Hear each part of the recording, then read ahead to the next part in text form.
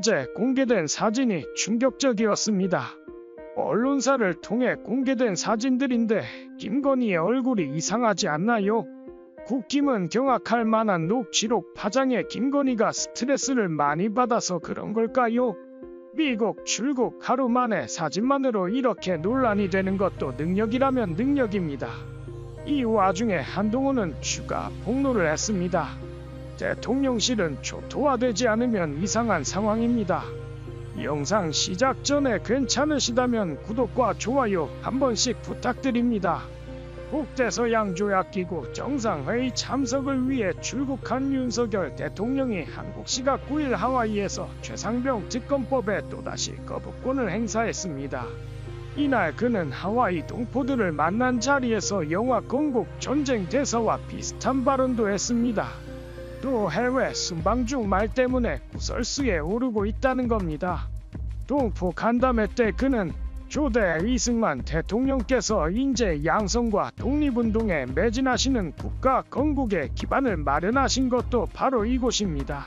라고 말했습니다.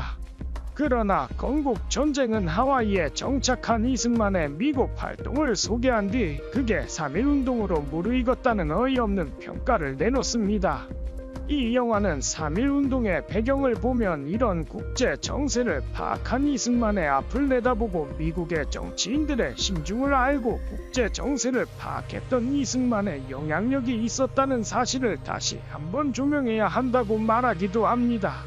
이승만의 활동이 3.1운동의 배경이 됐다는 영화 대사는 이승만이 3.1운동 나흘 전에 했던 일과 배치되는 부분입니다. 1919년 2월 25일 그는 승전국인 영국, 프랑스, 일본 등이 주도하는 국제연맹이 한국을 통치하게 해달라는 청원서를 작성했습니다. 그로부터 4일 뒤에 한국인들이 외친 구호가 위임 통치 만세가 아닌 대한독립 만세, 일본 나가라 등이었던 점은 이승만이 3.1운동 정신과 배치되는 인물이었음을 보여줍니다. 헌법 전문은 우리 대한국민은 3.1운동으로 건립된 대한민국 임시정부의 법 통과 불이에 항거한 4.19 민주 이념을 계승한다고 함으로써 대한민국이 3.1운동의 토대 위에서 건국됐음을 천명하기도 했습니다. 이승만은 3.1운동과 배치되는 인물이었고 따라서 3.1운동의 토대 위에서 이루어진 대한민국 건국과 배치되는 인물일 수밖에 없습니다. 윤 대통령이 이를 무시한 채 건국 전쟁을 떠올리게 하는 발언을 하와이에서 했던 것입니다. 더 무서운 점은 윤 대통령의 하와이 발언은 출국 나흘 전에 있었던 한국자유총연맹 기념식 발언과 맞물린다는 것입니다. 지난 4일 자유총연맹 70주년 행사에서 그는 광복 이후 격변과 혼란 속에서도 이승만 대통령께서는 이 땅에 자유의 가치를 심고 자유 대한민국을 건국하셨다고 발언한 바 있습니다. 헌법 전문은 3.1운동으로 임시 정부가 건립됐고 이 정부가 대한민국 정부에 의해 계승되고 있다고 선언했습니다. 대한민국의 이념적 기초가 반일 독립운동에 있음을 명확히 한 것입니다. 이승만이 1945년 해방 이후에 대한민국을 세웠다는 것은 이 같은 헌법 전문을 무시하는 구세력의 주장입니다. 이런 주장을 윤 대통령이 또다시 되풀이한 것인데 이 정도면 주변 참모들이 그가 유튜브 구독을 끊을 수 있도록 도와줘야 하는 것 아닙니까? 윤 대통령은 인천에서는 이승만이 광복 이후에 건국했다고 발언하고 하와이에서는 이승만이 광복 이전에 건국을 준비했다고 발언했습니다. 이승만을 앞세워 1948년 건국을 못 박으려는 구세력에 동조하는 주장들이 대통령에 의해 입체적으로 조합된 것인데 이런 역사 왜곡이 세상에 어디 있습니까? 윤 대통령이 나토 정상회에 참석 직전에 자유총연맹 기념식에 참석한 것도 이승만과 연결됩니다. 70년 전인 1954년에 이승만이 자유총연맹의 전신인 아시아반공연맹을 만들고 2년 뒤 한국아시아반공연맹을 출범시킨 것은 나토와 니토를 연결하려는 미국의 세계 전략에 편승하는 것이기도 했기 때문입니다. 그러나 니토는 이름만 존재할 뿐 실질적인 동맹체는 창설되지 않았습니다. 이것이 미국의 동맹이 된 일본의 재무장을 부추길 수 있다는 이 지역의 우려 때문이었습니다.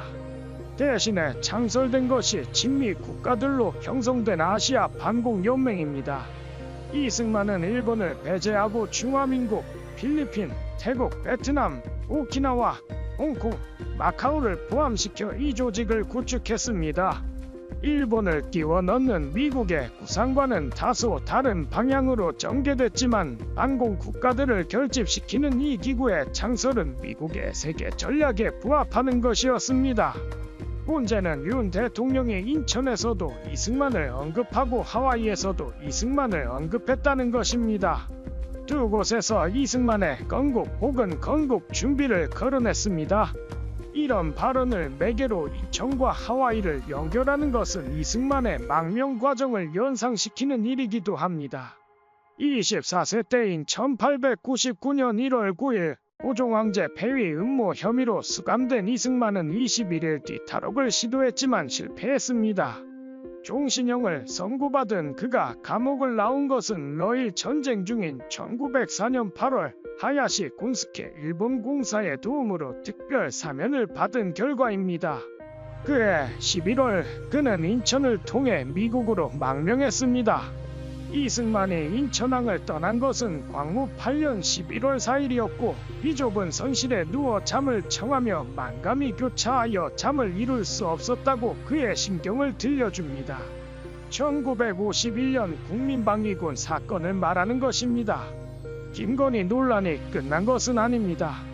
한동훈 국민의힘 당대표 후보는 김건희 여사의 명품백 의혹과 관련해 윤석열 대통령이 사과가 필요 없다고 했다고 주장했습니다. 기습 발표 수준이었는데요. 한 후보는 9일 서울 중구 TV조선 스튜디오에서 열린 토론회에서 김 여사 의혹과 관련해 대통령실이 아닌 대통령과 직접 얘기했어야 했다는 윤상현 후보의 지적에 이같이 밝혔습니다. 윤 후보는 사과 결정의 주체가 대통령실이라고 말한다면 대통령과 오랫동안 인연을 맺고 윤석열의 최측근이라 했는데 그 당시 대통령과 전혀 소통되지 않았느냐? 만약 그랬다면 대통령과 소통하겠다고 지적했습니다. 라고 말했습니다. 한 후보는 충분한 방식으로 대통령실과 소통했다. 대통령은 사과가 필요 없다는 입장이었다. 라고 말했고 부산고검 시절 김 여사와 342번 카톡을 했다는 윤 후보의 지적에 대해 음해라고 전제한 뒤 그 이후로 더욱더 김 여사와 관련해서는 사적 소통을 하지 않아야 한다고 결심했다고 했습니다. 한 후보는 저는 그 당시 상황을 정확히 알고 있다. 김 여사는 사과할 의사가 없었다며 그걸 정확히 알고 있었기 때문에 사적으로 논의하는 것이 부적절하다고 생각했다. 라고 말했습니다. 김건희는 애초에 사과할 생각조차 없었다는 걸